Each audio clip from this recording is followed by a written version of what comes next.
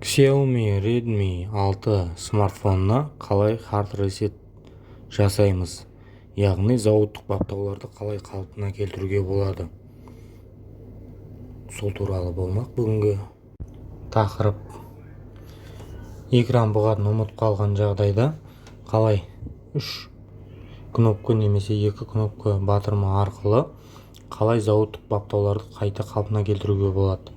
Ол үшін смартфонды толығымен сөндіреміз және USB жалғаймыз. Дауыс ұлғайтқышпен өшіріп қосатын батырманы бір мезетте бірнеше секунд ұстап тұрамыз.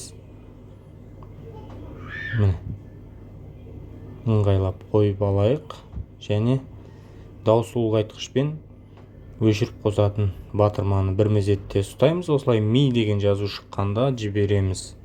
Болды, сонымен дайын. Мұнда wipe data, wipe all data деген таңдаймыз. Confirm. Неге осылай hard reset жасалынады.